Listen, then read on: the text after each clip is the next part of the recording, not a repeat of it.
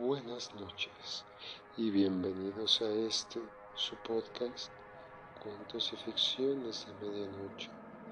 Yo soy Alan J. Reyes, escritor de literatura de horror y fantasía cósmica, autor de Calum, el planeta nigromante, y hoy tenemos una cita con esta ficción como cada noche.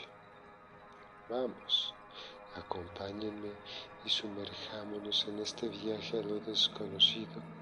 Adentrémonos en la locura y sus misterios. Sin más preámbulos, comencemos.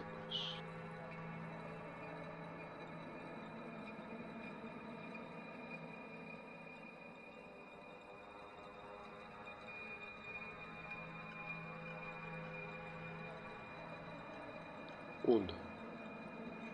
Recuerdo que, cuando apenas era un chiquillo, la mayor parte de las amistades de mis padres e incluso mis padres, así como los adultos con los que me llegué a relacionar, reconocían mi capacidad intelectual y, por ende, me consideraban una especie de niño prodigio.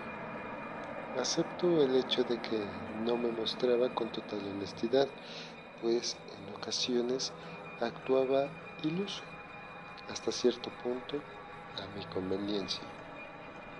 Comúnmente cuestionaban mis habilidades para entablar conversaciones de diversa temática y que casi siempre solo los adultos tratan, convenciéndolos de su incredulidad. Vaya que lo eran. En repetidas ocasiones me pregunté cuál sería el motivo por el que mis compañeros de clase o los niños de mi edad se mantenían a distancia de mí, cosa por la cual, y con razón, yo hacía lo mismo. Podría decirse que me desagradaban las amistades.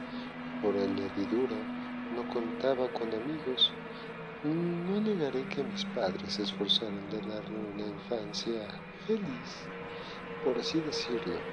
Sin embargo, todo terminó de la peor manera que alguien pueda imaginarse. Fui un niño solitario, de pensamientos existenciales, sin llegar al suicidio. En mis tiempos de efímera libertad, me dedicaba a mirar el cielo, tanto de día como de noche.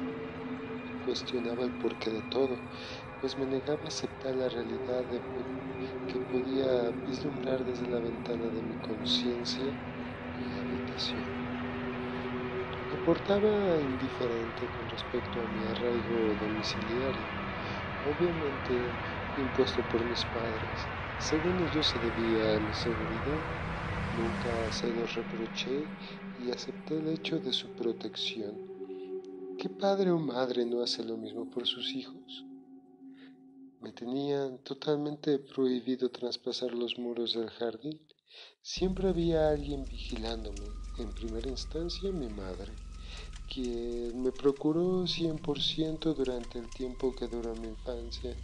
Afortunadamente para mí y no tanto para ella, crecí, y a partir de ese momento sabía que la única forma en que podía comenzar a salir de aquella prisión inmobiliaria sería cuando comenzaran a llevarme al colegio. La primera vez que asistí a un colegio fue poco tiempo después de haber cumplido 6 años de edad. Recuerdo que una semana antes de asistir a clases, hacia una mañana de domingo del mes de junio del año 2099, nos hallábamos en el comedor desayunando, mi madre, mi hermana y yo. Mi padre se encontraba ocupado, metido en su psicodélica y pequeña oficina, como era costumbre. Por cuestiones de valores familiares inamovibles, comíamos en silencio y solo hasta finalizar los sagrados alimentos era cuando podíamos hacer pláticas sobre nuestro diario vivir. Aquella soleada mañana transcurría de cierta forma sin el menor percance. Estaba próximo a terminar el último pedazo de pastel de chocolate con zarzamoras que mi madre preparaba una vez cada semana tras el desayuno. Lo tomé con el tenedor sin hacer el ruido al trinchar y lo llevé a mi boca. Lo mordí en repetidas ocasiones, después di un sorbo a mi vaso lleno con chocolate frío para pasarme al bocado. Entonces fue cuando me percaté de algo que inusual al mirar a mi madre.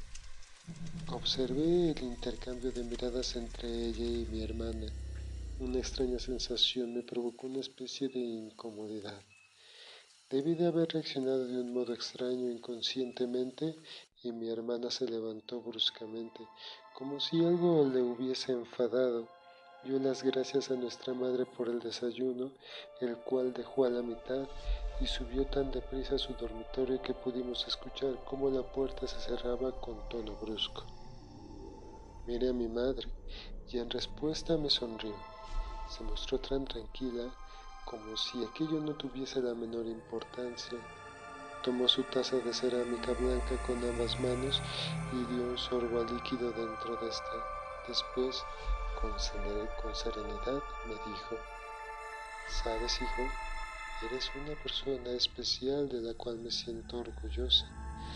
A tu corta edad has demostrado tus capacidades intelectuales, pero lentamente te estás convirtiendo en una persona infeliz contigo mismo. Te digo esto porque hay cosas que solo a ciertos tipos de seres humanos se les puede informar, pues no todos tienen la capacidad de discernir correctamente.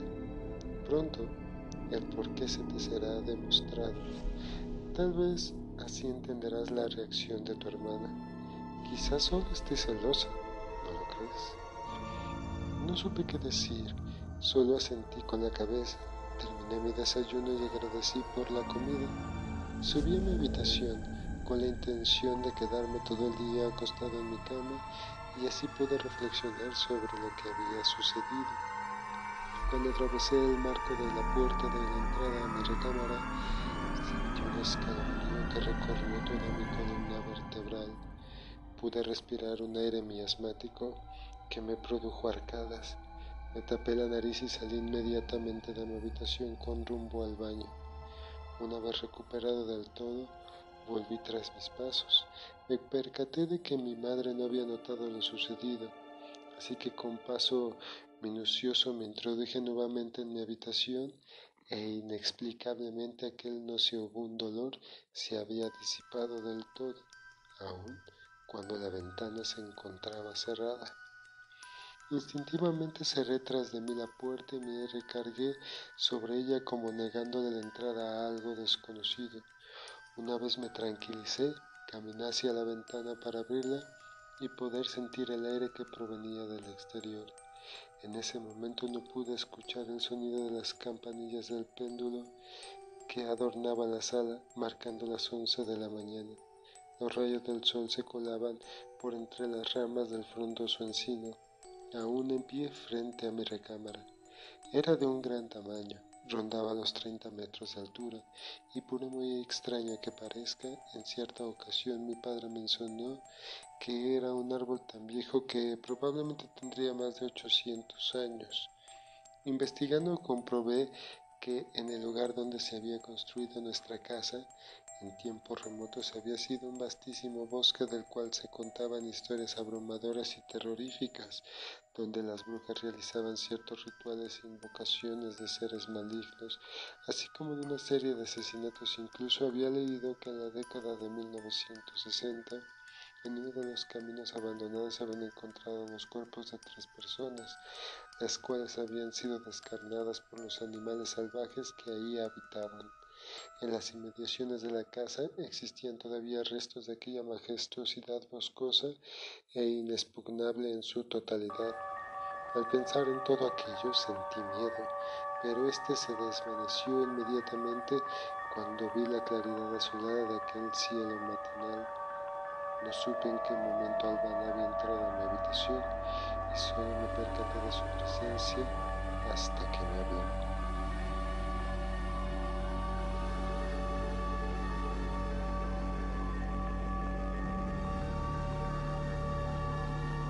Esto ha sido todo por hoy, amigos.